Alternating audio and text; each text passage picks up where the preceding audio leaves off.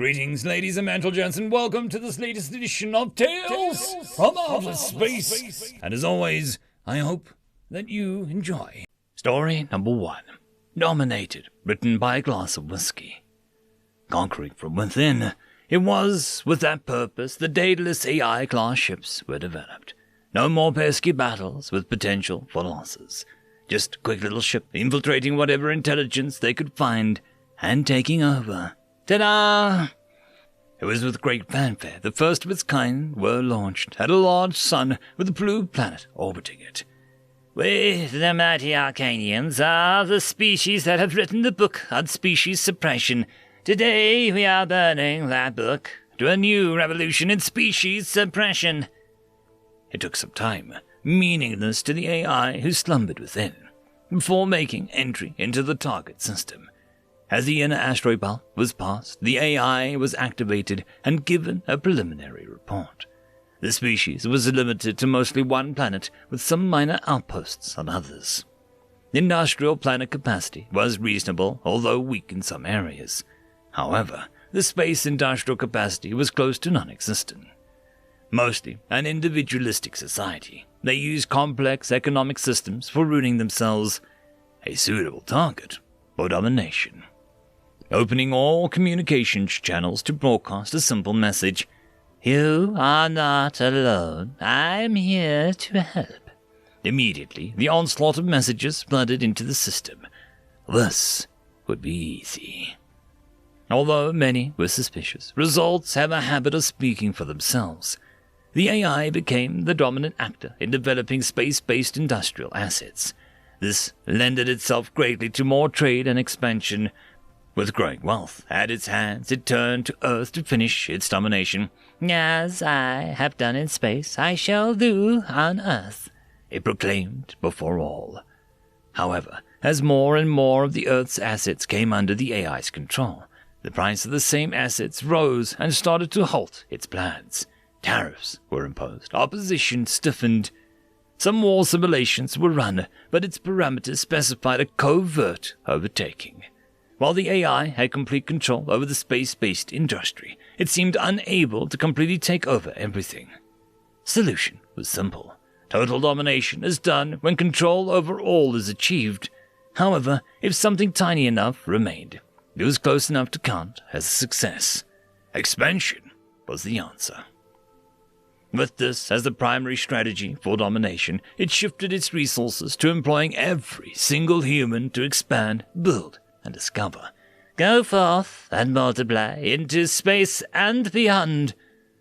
What followed was a golden age for humanity, eliminating sickness, populating the solar system to the brim, and even starting to send ships to closer stars, all under the watchful eye of the AI, regarded as almost a god who coordinated everything, growing ever closer to close enough domination.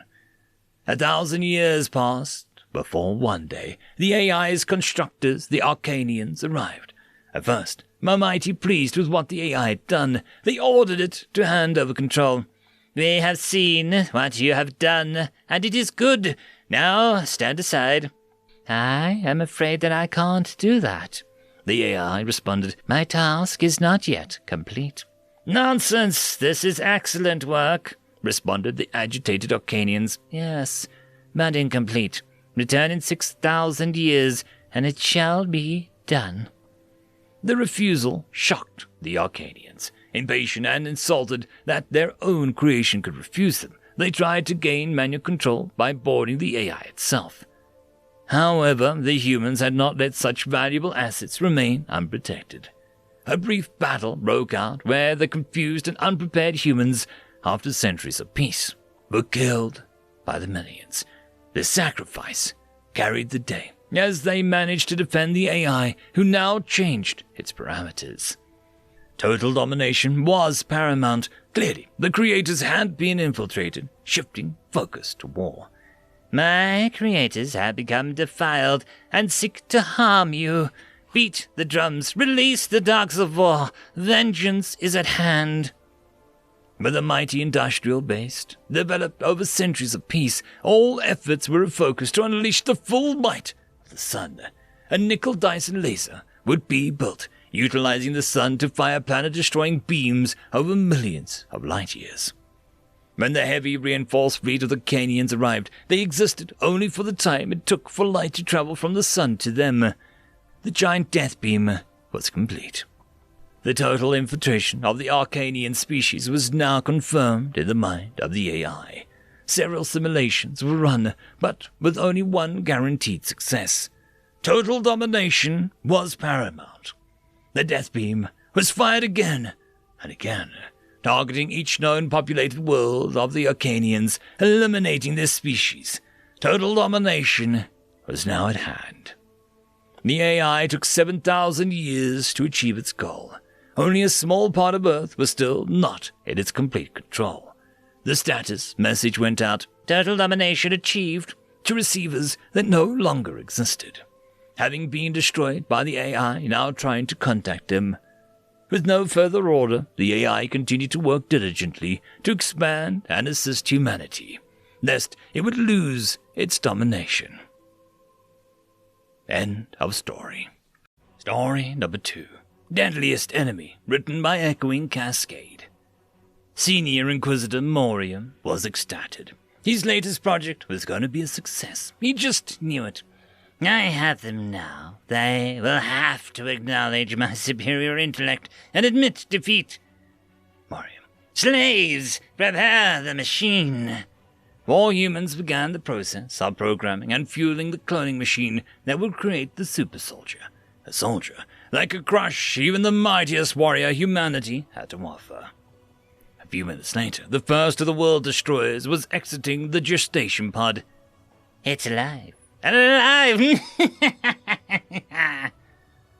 General Armstrong was conflicted. On one hand, he hated these single-combat melee confrontations. They didn't reflect the reality of war. On the other hand, his Marines had yet to lose. "All right, Marine, get in there and show them what the core is made of." "Sir." The man entered what could only be described as a gladiatorial arena. His coach, Lieutenant Sandra Ross, accompanied him. Inside, Inquisitor Morium was already there. When he saw them enter, he snapped his fingers, and the large doors behind him started to open. "Prepare to face your doom." "All right, get ready, Charles." She handed Charles his sword and kite shield. The Marine grabbed him, cracked his neck, and took his stance. "Let's get this over with. What is it going to be this time? Giant spider again? Monstrous tentacled thing? Mantis clown hybrid?" The doors slowly opened, and 2 humans appeared, a large creature following them. "Okay, that doesn't bode well." Then he saw the creature, orange, quadruped, wearing a steel gorget around its neck, blastoid armor on its limbs, and a sword scabbard attached to its flank with leather straps. Is that a 6-foot-long Shiba Inu?" The giant dog grabbed the hilt of the sword on its flank and with its jaws swung the blade around and lifted his front paw as it took its combat stance. Charles planted his sword on the ground and walked back to Lieutenant Ross. "What are you doing?" "I'm not fighting no freaking doggo." "Come on, it's genetically engineered killing machine. It's a monster that knows nothing but murder. Just look." She pointed at the dog, who was clearly confused by the lack of fighting. It had put the sword back in its scabbard and was now sitting with its head tilted, tongue out. "Okay, that's just not fair." "Right." "Victory! Victory!" He then snapped his fingers. "Slaves! Give the World Destroyer scritches!" The 2 humans who had entered with the World Destroyer began to scratch and pet it. General Armstrong had entered the arena once it became obvious there wasn't going to be any fighting. "Inquisitor Morium, you do know that 4 assistants working for you are interns, not slaves, right?" Morium stopped laughing maniacally to look at the general, completely flabbergasted. "They do what I tell them. In exchange, I give them lodging, uniforms, food, and I don't pay them. Slaves, no?" Armstrong was going to refuse him, but stopped. "Crap, guess he's sort of right." He rallied quickly, though. "Nevertheless, it's not proper." He then looked at the Inquisitor up and down. "On that subject, what are you wearing?" The Inquisitor, a 2 feet tall, upright chipmunk, wearing a white lab coat, sporting goggles, and a pump cane, for some reason, took a dignified pose. Standard mad scientist attire. Like it. The slaves, scratching at the dog, who was by then flat on its back, stifled laughter. Armstrong glared at the pair. "All right, which one of you Fecks have been showing the Inquisitor old Earth movies?" All of the Fecks, it is, have been showing me movies. Why?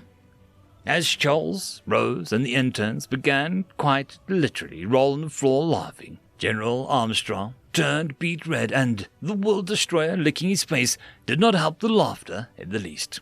"The diplomatic corps is going to have kittens over this." End of story. The algorithm reckons you should be watching this video next, and I recommend that you should be always watching my video. So, click with energy! And yes, clicking that does help the channel. Thank you very much. I just want to quickly thank the T5 channel members and patrons. Alithia, Barky, Tryagain95, Beautycure, Meridian117, Cam Maxwell, Casper Arnholt, Jordan Bucksborn, Angry Marine, Albard and Gusta, Savage Patch Papa, and Arcadian.